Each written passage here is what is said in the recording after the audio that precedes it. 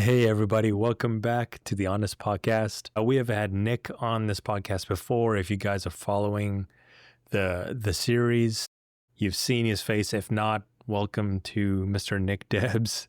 This man here knows a lot about the Bible. He's devoted a lot of his time to understanding the Bible in chronological how do you say that word? Chronological order, and understanding the Bible in a way that gives us clarity so that we actually feel we know it, we understand why they did what they did, and we understand it in context. So I thought, why not bring him back and let him dive a little bit deeper into what he said, so that if you've had any questions or you watch this, that you'd say, okay, I think I understand what he's trying to say. So welcome back, Nick. Yo, Would love to just jump right on in. cool. Thanks for having me back. This is the Honest Podcast. So we're gonna get honest in this conversation because there's a lot of stuff in the text, That's right. that doesn't make sense in my mind from how I feel like the bulk of the church, at least in America, has been taught. And I had to start getting honest with myself and not living in denial or trying to change the words of the Bible Right. and just legitimately wanted to understand, what is this book about? And I prayed all the time. I want to know the Bible from Genesis to Revelation and everything in between. I don't want to come with preconceived ideas, and I'm willing to let Yeah. aside what I've been taught to let the Bible actually teach me and not man teach me. So good. Agreed. Gonna say a lot of stuff that I'm sure is very jarring and different, and the bulk of the church hasn't heard a lot of these ideas, and that's okay. That doesn't mean they're new or weird. It just means we've been very, I'm gonna use the word indoctrinated in particularly the Western church with a very narrow understanding of the Bible, which is known as dispensationalism. And this is something that's new that Mm. came about in the mid 1800s through the C.I. Scofield Study Bible, that was the first Bible to ever have commentary on the Bible. And the commentary, I think, led a lot of people very astray. I actually think there was an agenda behind that Bible. And a lot of it is about separating Israel and the church, about pushing a bunch of future stuff in the end times, about Mm. not correctly understanding the chronological nature of where the prophets sit in what they were saying, and saying it to the people the audience who they were speaking to in the context about the regathering of Israel. And they're trying to put a lot of stuff out of context from the Old Testament and throw it into the future and act like it wasn't fulfilled under Ezra and Nehemiah or in the book of Esther or stuff like that. I mean, the entire hope and inheritance and all that stuff, it was to the people of ancient Israel. And this Mm. understanding, this was something to unravel for them. And so I just wanted to get into audience relevance, context, and to just really just come at it from a view that I felt like I wasn't being taught, because there's some texts that really popped out that made me question. And then it led Yeah, same. into an understanding that's known in the um, kind of the more one of the biblical terms is called it's called preterism, and it's about Mm. thinking that a lot of this stuff is past, if not all of it is past, and so we're not Hmm. waiting for. Would you explain that more? Yeah, Would you explain preterism as a very clear, defined word sure. So it's, for yeah, us? it just means like it's in the past. So my viewpoint is that the prophetic nature of the Bible, when it was written, was about the future, but it's in our past. And so the book of Revelation isn't about the future end of the world, but about the end of the Jewish world, the Mosaic age, and about the transfer from the old covenant into the new covenant. And so it's about the end of the age of Moses, the authority of Moses, and going the body of Moses, which was ancient Israel, going into the headship and authority of Christ and coming into the body of Christ. And so the change of the old Hmm. covenant to the new covenant, the old body to the new body, the old heaven and earth to the new heaven and earth. So, Right. Which that brings up a good point, because we were talking about earlier. God's like, this will I'll not pass away, or this whole process of, okay, the kingdom of God is at hand. What does it mean? Are you coming back soon? And this was a very frustrating part of my Christian journey as well, is reading the Bible. And there's just so many things that just didn't make sense. And nobody could answer the questions. So I felt like it was between a rock and a hard place almost. Like, all right, God is either true or he isn't. He's either lying or he isn't. And if he isn't lying, that means the people giving me these answers that are very typical isn't good enough. There has to be a better answer. And I think that led me down the journey of, I guess, what you're saying too is just this, this can't be about the end times as we think it is. You know, the Revelation, Book of Daniel, you know, even Gospels, just how Jesus speaks. I think even the disciples, they had this picture of all like, I need to if you're married, forget it, like live as if you're not married because the end time is coming now. And I think they even misunderstood what God was saying because God doesn't lie. So he didn't lead them astray. He gave them clear answers. They just didn't get it. And obviously, even after 2,000 years, we still don't seem to get it as a big C church. And that's sad to me. We need more streams of thought to come in to help us to process this so that, like you said, if you understand the Bible in its full context, it all makes sense. Just can't wait for people to allow themselves to deep dive a little deeper, you know? Yeah, and I want to start out by saying this, and me and Anthony talked about it before we got on here, is that me saying some stuff that's completely different than what you heard isn't to bring division, it isn't to be weird, and it isn't to just cause problems. It's because I literally want the truth and I'm willing to go Yeah. where it takes me, even if it was like hard to get there and hard to let go of some stuff. That's okay. And it's okay to be an eternal student and to be willing to humble yourself and say, I was wrong about that. It's very more likely that this is probably true. And I think, and I've gone down this road for good reason and was willing to study it out Hmm. for a long period of time to even kind of test the waters and understand these waters seem way more swimmable than previous. Right. And one of the big ways that I got here was, number 1, understanding that there's a big difference between studying the Bible and reading the Bible. I Hmm. think reading the Bible, you're gonna miss so much stuff, and it's okay to sit at one chapter or one book and study it out for a long time until you understand what's actually going on there. And Hmm. number 2, the Bible was not written to you. It's written for us to glean from. It's stop reading yourself into the text. This was somebody else's letters, literally letters in the New Testament to other people. And audience relevance, who's writing and who he's writing to matters. And it makes a really big difference when you understand the context of that. And so knowing that the Bible's not Hmm. to you, but for you is a big difference. Yeah. That's so good, man. I love that. I think it's so simple. If you see it that way, you realize like we're trying to put it in a 21st century space, but really has nothing to do with that whatsoever. It's truly a dude writing it to another guy so that he can relate to the church in a way that only they understand. And we are missing it, man. Yeah.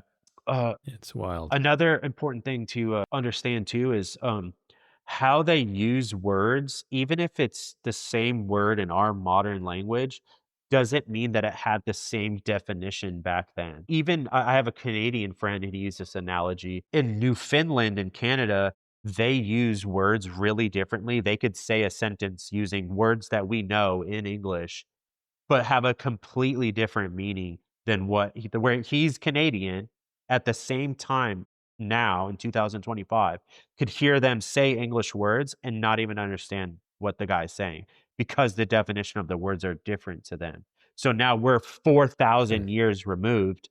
How they talk and the idioms that they use and the understanding the genre of which the book is, and sometimes they use figurative, apocalyptic, poetic language is very important to understand which genre we're reading.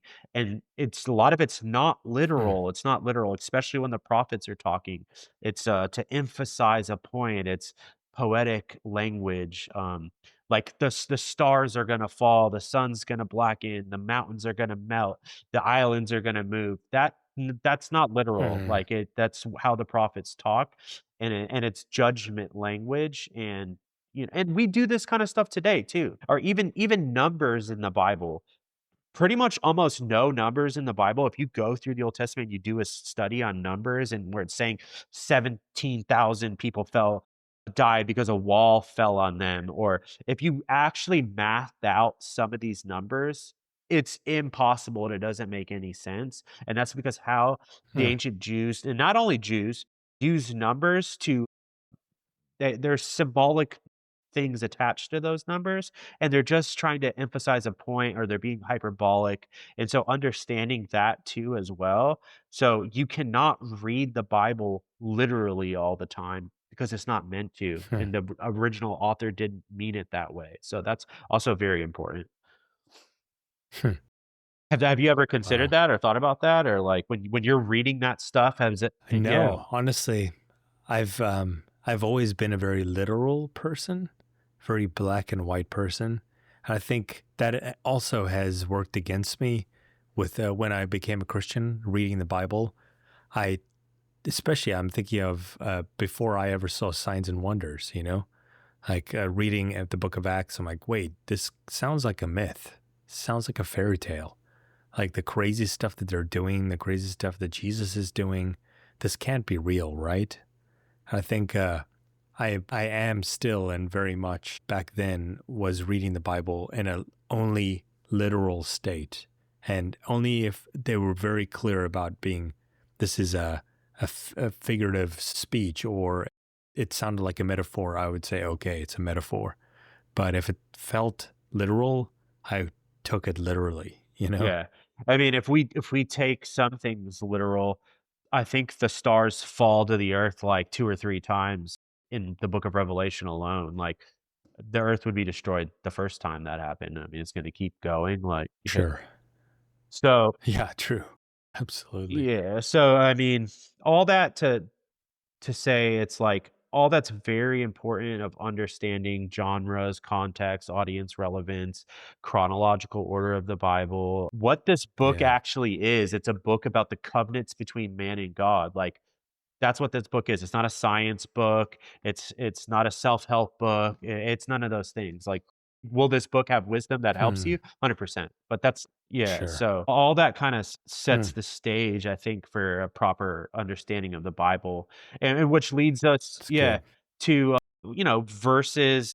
These are the verses that got me all like so Hmm. talking about literal on taking the Bible literally, which especially in the dispensational realm, they love to say that. They try to do that with things. But one thing that they don't take literal and they make, in my opinion, a complete mockery of and make it make no sense whatsoever is the litany of time text all throughout the New Testament. There's probably over 100 of them of things like at hand, coming soon, coming quickly, he will not Yeah. delay, the axe is at the root, this is the last days, this is the last hour. I don't know how else God could have said it that it was gonna happen quickly Yeah. besides that, and so that's the one thing they don't like to take literally. When that's in the context, especially of prophetic language, the time text is the thing you take literally, and the apocalyptic poetic language of stars falling isn't what you take literally. So they've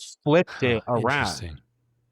So that's a Yeah, because yeah, in their mind, if it's literal, and he said the time is now, and it didn't happen, then he could not have been the Messiah. He could not be God. So it's an easy way for people to say there has to be another answer, which is exactly what I did too. When you read these things, I'm like, this can't be true for now. He must have meant it in a prophetic sense. Like when this happens, when this takes place, the time is now, sure. So if we don't take these literal, what do some people try to say? They try to say he's coming quickly for every generation, like that they're supposed to live like could come at any time, and so that's why it Yeah. says it like that.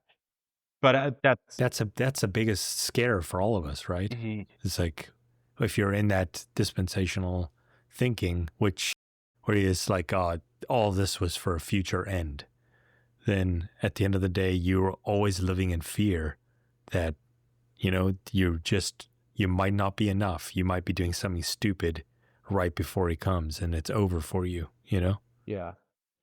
If we don't take these time texts literal, we also have to consider that the entire length of ancient Israel until they were basically destroyed in 70 AD was roughly 1,500 years. Now, we're not only 1,500 years past that, but we're 2,000 years past that. So if we've been living in the last days, it's 2,000 years, and that's 500 years longer than the entire age of the is Moses' system. So the last days Hmm. are 500 years past the entire time frame of the Moses system, then you would call that the last days and think that that makes sense? You Hmm. you get what I'm saying there? Yeah, Like, that doesn't make any sense. absolutely. Yeah, it's like it'll be completely irrelevant for anyone living past that stage to have made any kind of logical sense. It's so there's the reason why they wanna a huge reason why they wanna hold out on this stuff, number 1 is they try to take something from the book of Revelation in 21 about the new heavens and the new earth, and they try to make that a literal thing, like the earth is literally gonna get destroyed, and, there's gonna be a literal new earth with no sea on it, and so they're like, "Well, of course the earth hasn't been destroyed, well, how can we be living in the new earth?" That term earth, first off, it's something in the Greek, it's "gê," and it means land, and nobody thought anything about the planet Earth until the 15th century. It was never called that. The land just and so we'll see that all over the book of Revelation when it says earth, and 2/3 of the earth's Yeah. burned up, but it's talking about the land, and it's specifically talking about the promised land in this case. But the term heaven and earth in particular, and it's used even, like, in Deuteronomy, it's a ruling order system. It's the authority sits in the heaven, and there's the dominion under the earth, and so the heaven and earth is the Mosaic system, and the new heaven and the new earth is the Christ system with Christ as the authority and us as his body, as his subjects that he has dominion over. And so it's a ruling order sister system term of like the old system was the temple system, and there was the high priest, and God was sitting in the most holy place, and the orders came out from there. And that's just like a term, an idiom for the old covenant system, and a new heavens and new earth is an idiom for the new covenant system. And so it has nothing to do Hmm. with like a literal new earth coming. Yeah, that's definitely a blow to anybody that's in that way of thinking, you know? It's and I mean, I was the same for a very long time, and I'm definitely coming to a place where I realize, wow, I've misunderstood most of what this is supposed to look like, you know? I mean, there's so many different topics I feel that way on right now, and it doesn't make me any less of a No, Christian asking questions. It's not at all. I was thinking of if you were under a rabbi, the people who asked the most questions were the most, I guess, loved or the most accepted into that space. I just think it's important to ask questions.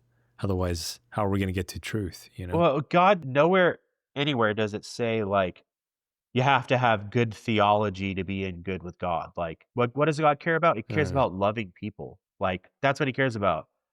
So, I mean, this has nothing to do with any of that besides I just wanna know what this Bible actually says and what it actually teaches, and I wanna love people better, but, it's if someone doesn't have this understanding, it doesn't mean anything, but, I'm willing to right. put in the work and the effort to try to put myself in ancient footsteps and mindsets and to really try to grasp as best as we can in this 21st century Yeah. modern time frame, you know? And so, and there's some stuff that we're probably never gonna understand. Sadly, But that is true. just to hit this whole heaven and earth thing a little bit too. So there's a text where Jesus says, "There's not gonna be one jot or tittle removed from the Mm. law until heaven and earth passes away." So And you're like, wait a minute, what? What did you just say? so if heaven and earth is the literal earth in heaven, we pretty much all should be building a temple, making animal sacrifices again, not eating Yeah, pork, keeping the Sabbath, because those are all jots and tittles to the law. right. And every Christian pretty much knows that the law has passed away. They just don't understand heaven and earth is an idiom for the system Mm. of order. Which makes so much more sense because that scripture is used in the Jewish Messianic Jew space a lot as well. And I'm trying to figure out like where their headspace is and where mine was. I'm like, man, this is a lot to take in. It's like if I'm on this side of the fence, which I back then believed, okay, the heaven or earth has not come yet. So that means Jesus lied. Like he died and things didn't come to pass. And I have to make peace with the fact that I guess I'm like, I don't really believe that he said what he said. You know, it's such a weird place to be if you're so sold on the real thing, like heaven and earth is the heaven and earth that we know today. Yeah, You know, it's this is that whole I just got into a discussion with another dude the other day. It says heaven and earth, like we all know what that means, and I'm like, do we? Just because it says heaven and earth, and in our mind we know what we think heaven and earth means, that doesn't mean that that's actually what they were thinking and saying. Like, I'm sorry, but hmm, that verse that I just said, there's not going to be one jot or tittle removed from the law until heaven and earth pass away. If that's the way you want to take it, I'm sorry, but you need to go back under the law because when you understand that it did pass away, when the it did pass away, that's because well, just think about it logically. If heaven and earth is a system of rule, when that passed away, the jots, the tittles were removed, were they not? Like if that's what it means, like hmm, it just logically even makes sense with that verse. I agree. But let's get back to Yeah, it's yeah. Go ahead. it's serious. I'm just saying it's such a serious point. I know we're like moving on from it, but I think if people just grasp that basic like block, all the other blocks will fall down, if that makes Well, sense. I mean, we're not gonna move on for everything that we're gonna say is gonna be adding to with this conversation Right. that I'm saying the book of Revelation is fulfilled and that we're not waiting on anything and that our God kept his promises and that what like you said earlier, what Jesus said didn't could it possibly that it did come true? Like, no, no, no. I'm arguing Mm, Jesus said what he said, he meant what he said, and that it did happen. So let's talk about some of that stuff. In Matthew 24, it's the Olivet Discourse. It's when Jesus kind of gives this whole thing about there's going to be earthquakes and wars and rumors of wars and false messiahs and this and that. The pre the pretext to this is the disciples pointing to the temple and being like, "Yo, Jesus, check out how awesome this temple is." And Jesus goes, there's not going to be one stone of those on top of one another. And then he goes on to say, there's going to be all these earthquakes and wars and rumors of wars and this and that. And then at the very end of it, so anybody who is going to read this, I implore you to go back and read the full context. So they're mm, asking about, "Hey, look at this temple," and then they ask him, "When is all this gonna happen?" After he tells them that the temple's gonna fall, and they ask him, "And when's the end of the age?" Those 2 things are the same thing. And so mm. people will try to split that up and be like, "Oh, they asked 2 questions," uh, but we'll get into that a little bit more. And so and then 24:34 truly, I say to you, this generation will not pass away until all these things take place. Heaven and earth will pass away, but my words will not pass away. Hmm. So heaven and earth are going to pass away. All that stuff's going to happen before this generation. What? Like, so Yeah. there's there's arguments that are really bad about this that are just trying to make excuses for Jesus's words. And then on top of it, it did happen within that generation. A biblical generation is 40 years. Roughly 40 years later, the temple fell. And that's when all the stones were not left on top of one another. And guess what? There's a first century historian, Josephus, who was a Jewish historian, Yeah. and there was earthquakes, there was all kinds of people coming up claiming they were messiahs, there was famine. All those things happened within that first century context. There was a massive Roman Jewish war that happened in 66 AD that culminated to the temple falling in 70 AD. And before that, there was something called the Pax Romana, where Rome had basically taken over everything. So there was peace relatively in the land. And to tell Jews, like, basically at that time that, that if you had to told Jews at that time that Hmm. Romans were gonna come against them, they never would have believed you because they were like buddy buddy with Rome. And so telling someone there's gonna be wars and rumors of wars at a time of peace, like, that's when it makes sense. There's always wars going on now. There's always rumors of wars. And Right. people throw that verse out all the time. I don't know how many times I've heard that verse being thrown out about Hmm. applying to today's period, but it says all this stuff's gonna happen before this generation. So that's just okay, that's one weird verse. Okay, we can probably make something up about that, right? Okay. There's another verse, I think it's, Matthew 16, I believe, where he tells his disciples, uh, that some of them won't see Yeah. death before they see the Son of Man coming in his power and in his kingdom and with angels, however it says, it's roughly something like that. Yeah. So Absolutely. This was a big one uh, for me for sure. he's implying that some of them are still gonna be alive. That when he comes in his kingdom, that doesn't what how does that make sense? Like, I don't understand, like, I don't even know how you could argue that one unless you're saying that some of them are 2,000 years old and still living till today, you know? And these are Jesus's words. This is not anyone else's but Jesus. Yeah. That's 2. Yeah. He either spoke the truth or he lied. There's just there's no way around it, Okay, you and know? history backs up this one too. Guess what? John the Revelator was still alive, when all this stuff went down. Okay, so the temple fell within that generation. Some of them had died, some of them were still alive when all this happened. Okay, that's 2.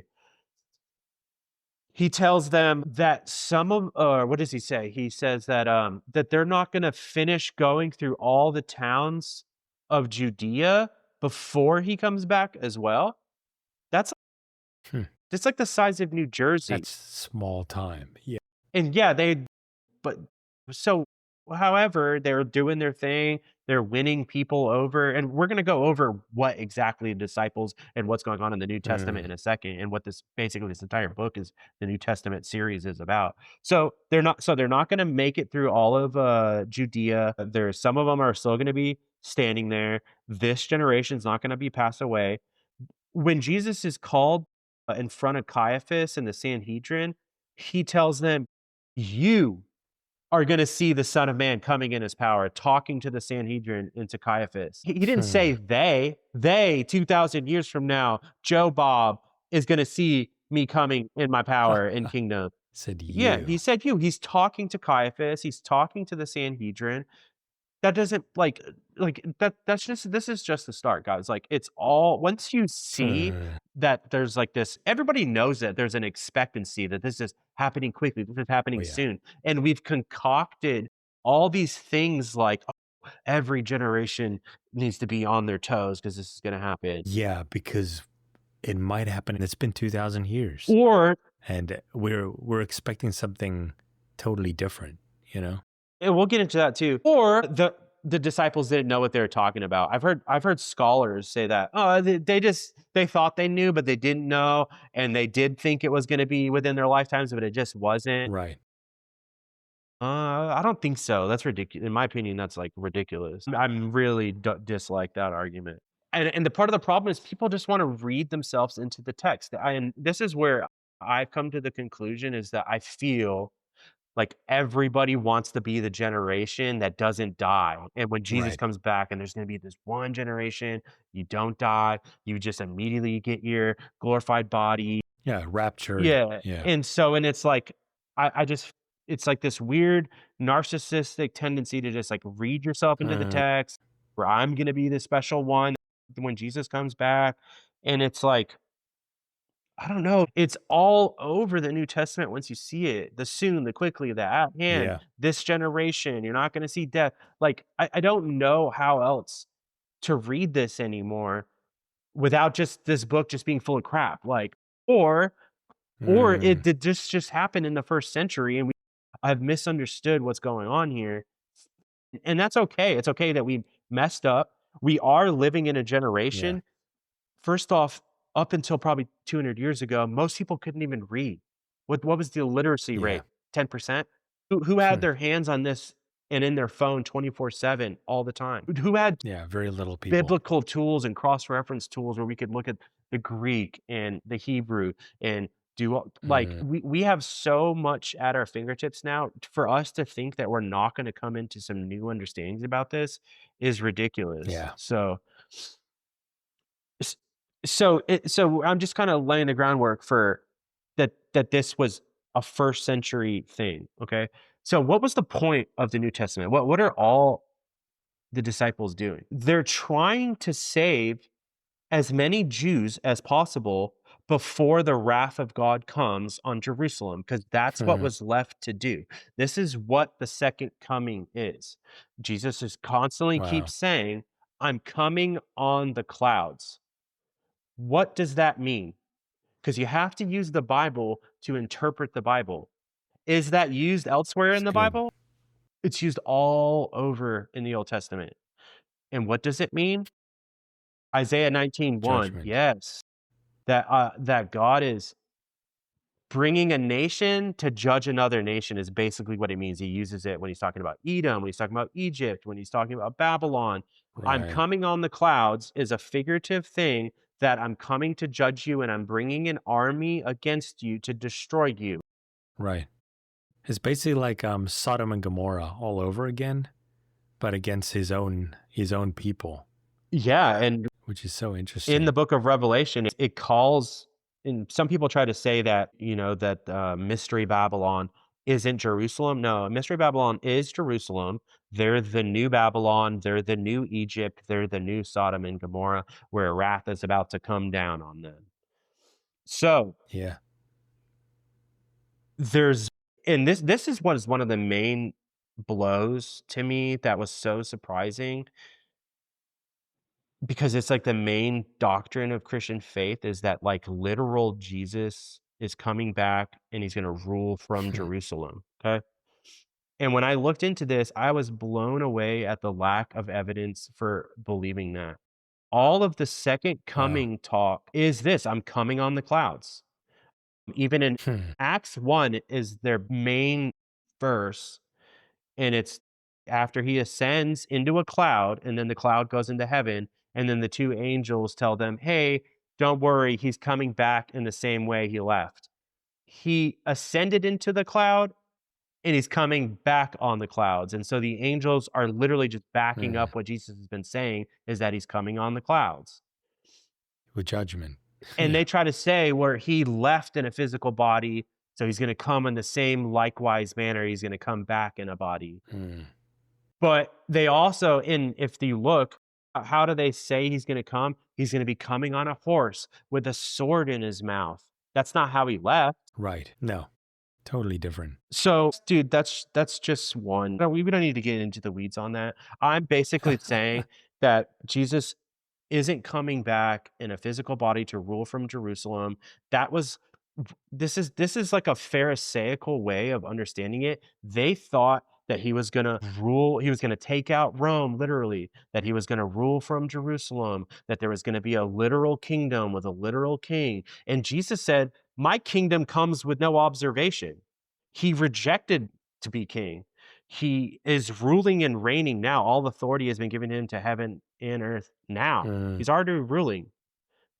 And so there's I just it's a it was a big one, man. I just kinda had to if the text doesn't support it, why would I believe it, no matter how many times I've heard it or been taught it? And Yeah. there's other And that's a hard thing is getting past that, right? Getting past that space of I'm hearing this over and over again. If I go against the grain of what everyone's saying, am I even a believer? You know, am I questioning, which is a common thought. it's to me, it's like, who do you care about what the Bible says, or do you care about what Hmm, man says? that's If good. you can't prove it from the text, and I know all the verses that are used, and Acts 1 is the best one, and it's not good. Hmm, Like, they try to use First Thessalonians 4, he himself will come with the shout of an archangel, with a trumpet, with his angels, because it says he himself is gonna come. That's a figurative hmm, speech too. God says that all over the Old Testament. "I myself, with an outstretched hand, will destroy, the army," or whatever, he's it's, like, all over. It's just a hmm. figure of speech. Doesn't mean he himself is literally coming. Yeah. It just Huh. goes ag I mean, Jesus said his kingdom has no observation. Why are you expecting him to have a kingdom in Jerusalem? I don't understand. That goes against what he said. Right. Yeah, because the whole earth is his footstool, you know? But so the point of the New Testament is he sent out the disciples. First off, and this is the prophecy from Ezekiel and from Jeremiah of the stick coming together, the house of Ephraim and the house of Israel coming together as one, okay? This is what happened is the 10 northern tribes were conquered by Assyria, and then later on the two northern tribes were conquered by Babylon. There was a regathering under Ezra where, and people try to make an argument that not all of them came back and there's still like lost tribes and all that stuff. The bulk of them came back. There was a regathering under Ezra and Nehemiah, and that's what a huge portion of that's talking about. But a lot of them didn't. And so they were dispersed among the nations. They became Gentiles. There's a Hmm, Jacob prophesies over Ephraim, and he says that they're going to become a fullness of nations. And so there hmm, was tons of people who were in the covenant, but they've lost their identity. They weren't circumcised. They weren't practicing, following the law. They were basically Greeks. They were Gentiles. But they were still part of the covenant. And so this is what the disciples were doing, that they were trying to regather all of the tribes to come back and understand that they were no longer under Moses anymore. Like, hey, like we're gonna be one people again under Christ. hmm. And so that was a huge part of what the disciples were doing. And then you'll see all throughout Acts, and what was going on was that the Judaizers were trying to bring them back under the law. And so that this is like a lot of what's going on Hmm. in the New Testament was like, hey, no, like don't go back under the law. Like, why would you go back under the law? You like with Christ is so much Right. better. And so when you understand that's what's going on and why they were doing that and why they were saying that the time was imminent, because the wrath was to come in Hmm. 70 AD. That's what was left. The judgment happened at the cross, and so it's like, imagine a courtroom scene, and the sentencing happened at the cross, and there was a 40-year grace period. This was like a motif of the second Exodus, where there was the 40 years in the wilderness before the Right. promised land, before they had to Jericho got destroyed, and then they went into the promised land. This is what's going on again. Jesus is the new Joshua leading and through the disciples, his body, leading them through the Hmm. wilderness, and those grumblers or and people complaining or wanted to go back into Egypt, go back under the law, weren't going to make it Right. through the destroyed Jerusalem, which is the new Jericho, into the promised land of the Right. new heavens and the earth and the new covenant. And so they were Hmm. regathering all those people into the headship of Christ, and trying to tell them, look, the wrath is coming, the judgment is coming, this is soon to Hmm. happen. He's not going to delay. This is quickly coming.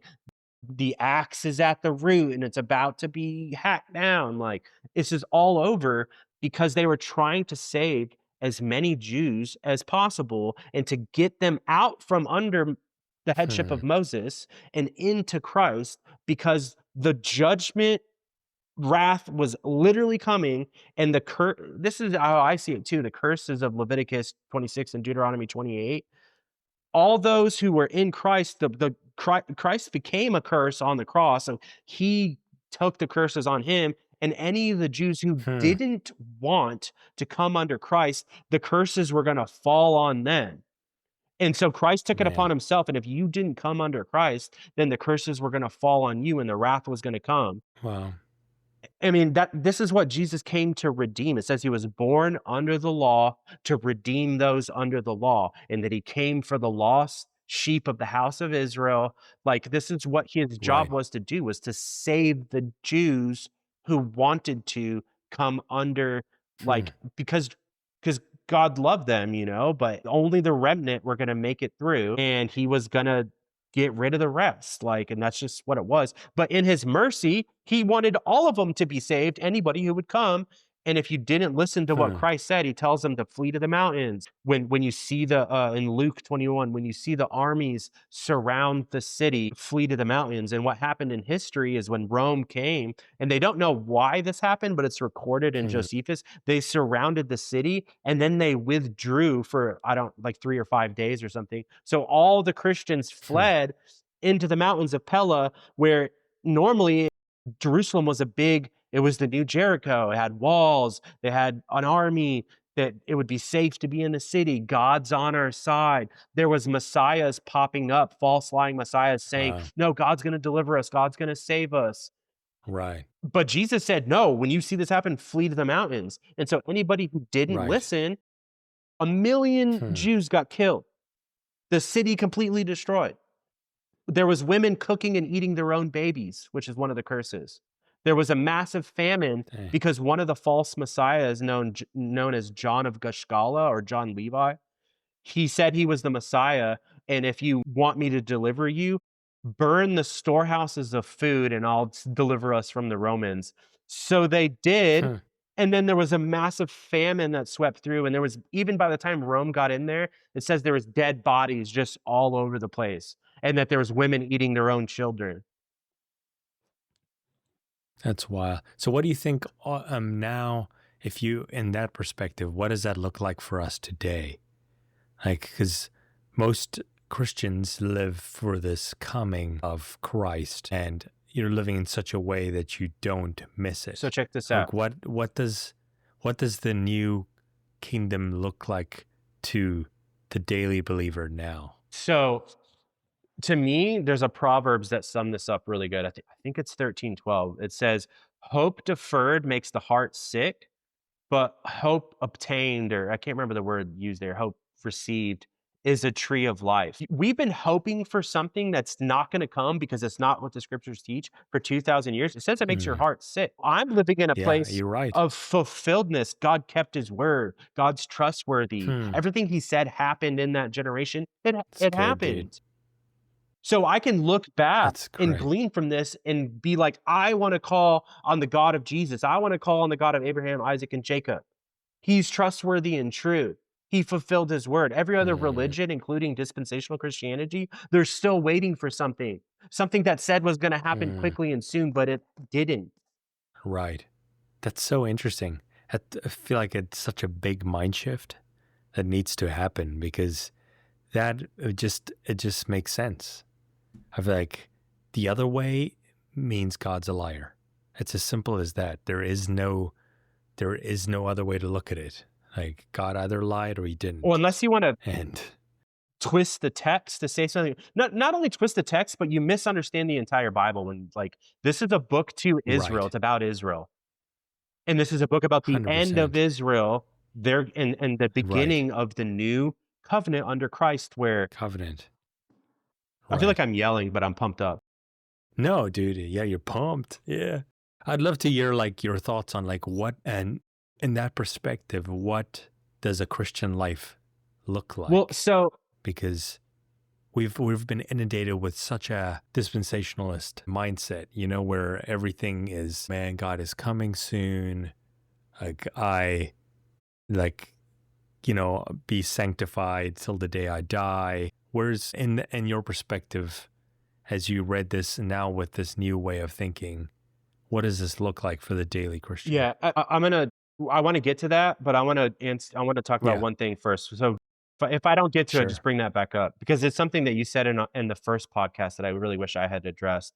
What about the things, like, where it says, like, "No man knows the day or the hour," or, "He comes like a Right. thief in the night." So, when you understand Mm, that this is all like a wedding motif, where once Jesus was killed, God he basically was able to marry again, God. That's when the divorce of Israel happened, then the marriage was coming again where he's gonna marry the remnant. So, coming like a thief in the night, or no man knows the day or the we'll start with that one. The Feast of Trumpets was also known as the feast where no one knows the day or the hour, because it was a new moon celebration. And so what they would have to do is have 2 witnesses. They would go out and they would just, like, go out into the nature, and when they would first see the sign, like, "Okay, it's time," they would they wouldn't go together, they would go separate, and they would both have to come back and say, "Hey, it's time." And so they never knew which day it would land on, because they could come one could come at one time, one could come another time. So they would have to be mm, prepared even for the day before, the day after. They didn't know exactly when it hmm, was gonna be. And so that's a idiom for the Feast of Trumpets. So let's talk about like some wedding imagery type stuff.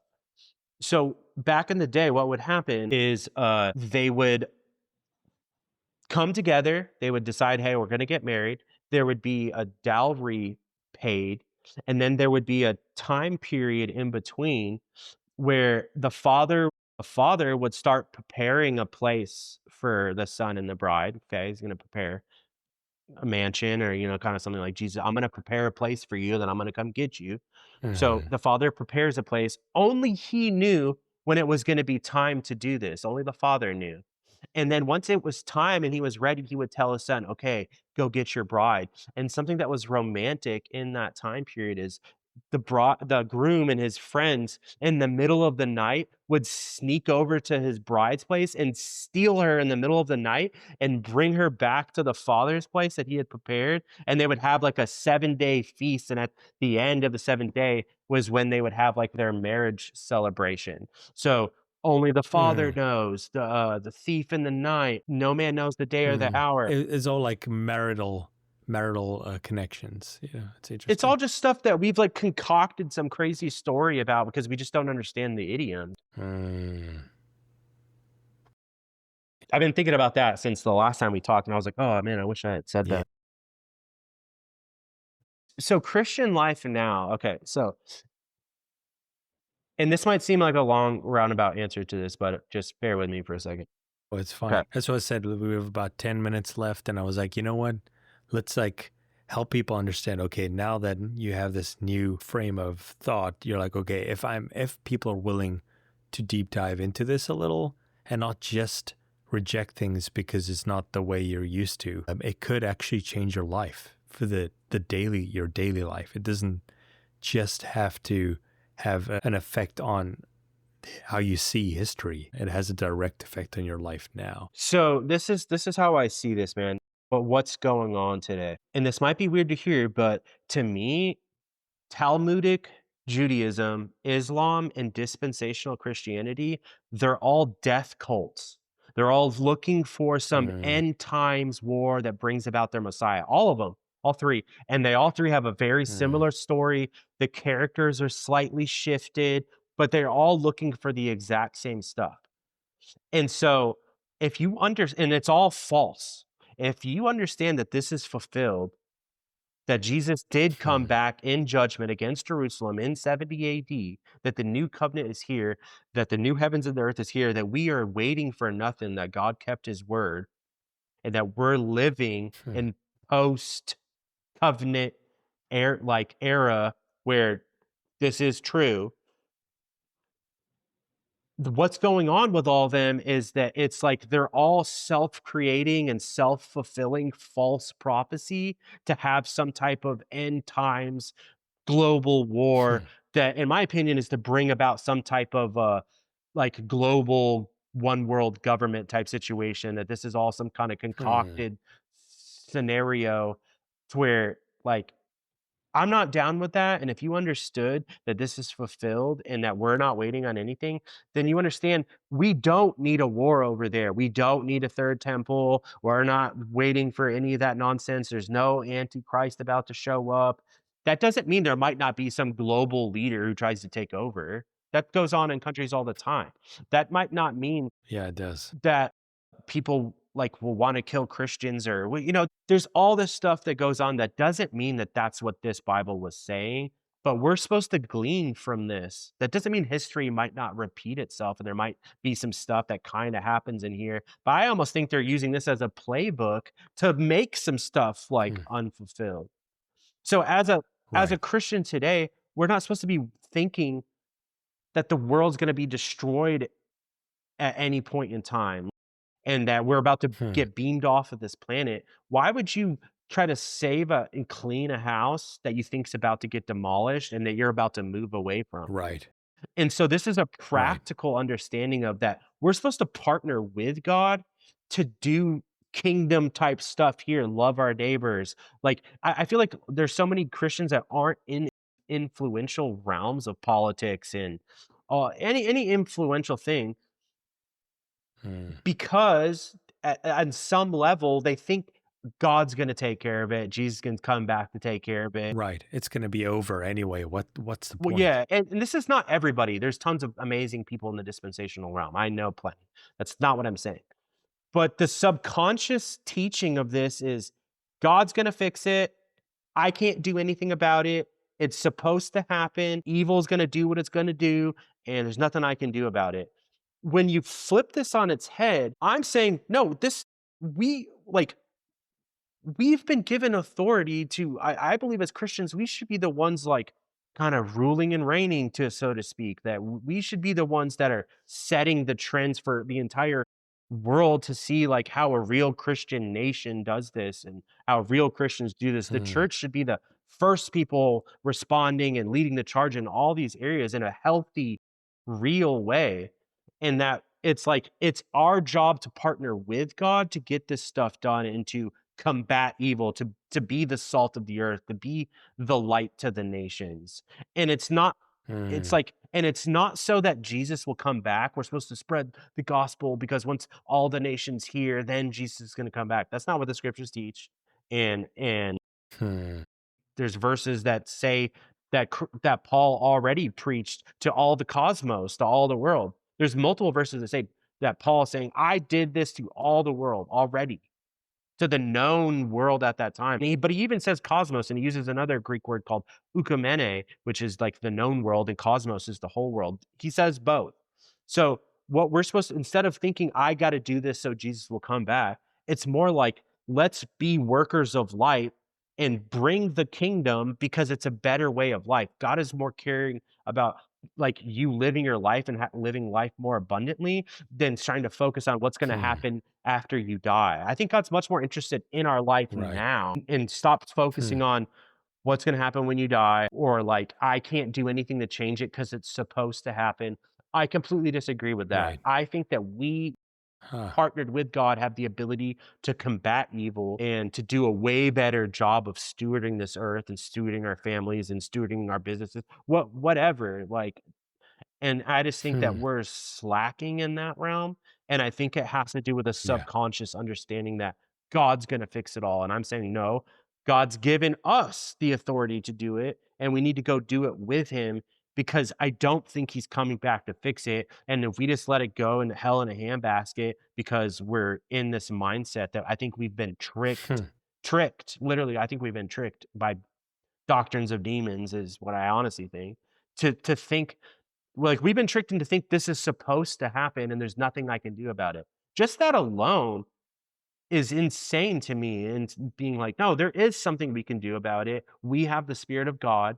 Like, we are Hmm. supposed to be a light to the nations. Now let's literally get to work and stop thinking that the world's gonna end and spending all this time thinking that Trump is the Antichrist or, you know, is there 3 red heifers over in Israel right now? Or all that stuff is stupid, like, and it's not true and it's not Yeah. biblical. Once you see this, it's all over the Bible, guys. It Hmm. blows my mind how incorrect I was and how absolutely I'm willing to change if someone would really point me to the truth, but it's like I'm completely bought into this because I don't think there's a way around it. Either this is fake and nonsense or it has to be like this in my Exactly. opinion. Absolutely. And I've always been in pursuit of truth. And that's why it was so hard for me to fully buy in as a Christian for so many years. And then doubt set in so often is because I keep coming back to these scriptures and I say, something's off here. Something's off here, you know? So it's like there has to be answers for these things. And what you said, it points to a lot of things that I was frustrated over. And I'm like, okay, God, what you said is true. You don't fail. You've never failed. You never will fail. You know, I think it just buys into even more like solidity and his faithfulness. And he's true and he will do what he said he will do, you know? Yeah, dude. It's really good. Hope deferred makes the heart sick. When you get your Yeah. desires achieved, like it's a tree of life. Like, I mean, Good, I dude. love that. I think it's a perfect Come proverbs on, dude. to set this up. Yeah, I mean, I would we can end with this. It's like, is this the main authority or is it some creed or your church pastor or your mom Mm. or what you've heard or what you've learned for 20, 30, 40 years of your life? Or are you willing to just listen to what Jesus said, take it for what it's worth, understand what I'm saying is better than what you think? Like, so it's like, do you want there to be war in the Middle East and you want a third of the 2/3 of the earth burned up and all this stuff? Or does it just make more sense like what I'm saying? And now we're living in a way better place that God kept his word and like it's up to us to make this a better earth and we've been empowered to do so. So good, dude. It's so simple. And I mean, it makes the point of grace even that more powerful, in my opinion, because I'm like, he died on the cross to pay for our sins. It's as simple as that. And we get to just live in that now. It's like, it's too much to unpack, man. Because we all have questions that we're not wanting to talk about, you know? And I think, if nothing else, at least ask the questions. If you go back to your train of thought or you think you're correct, at the end of the day, it's like, I just want to find truth. And I want to go where the truth leads, wherever that may be, wherever it may be. Yeah, that So, yeah, awesome. thanks a lot. Thanks a lot, Nick. Because at the end of the day, all we have is our voices, and we need to put it to use so that as many people as possible can hear the truth It's and it will important. set them free. What I'm saying to me, it's super important, and it's really important why, like I mentioned about the Islam and the Talmudic Judaism and dispensation. It's self-fulfilling, self-creating prophecy that's a death cult. And if I can enrich Christians' lives to understand that's not what the Bible teaches, we have to get out of this mindset. We have to get our politicians to stop this nonsense. Like, I think it's super important on that alone. So Yeah. Awesome, dude. Cool. Well, we'll do this again. And as usual, if you guys are interested, keep a lookout. There will be a couple more episodes. We'll maybe even make it like a little series. It'd be nice to make a clear series of from beginning to end where we just go deep dive into, all right, what is this Bible all about, you know? And just help as many people as possible to get their questions answered. yeah. But And it's important to yeah, hear alternative views, even if you don't agree. I guarantee you yeah, most people have probably never heard absolutely. this, so it's like, Yeah. hear You're it not out. going to Yeah, die. big deal. You're not going to, God's not going to smite you No, if you listen to something and you have a question. Like, he loves you. He wants you to find the truth. Yeah. Awesome. Well, like, share, and subscribe. If you like this, send this to somebody who might need it or who's asking the similar questions. It'll help somebody somewhere. Yeah. Have a great day, God guys. bless.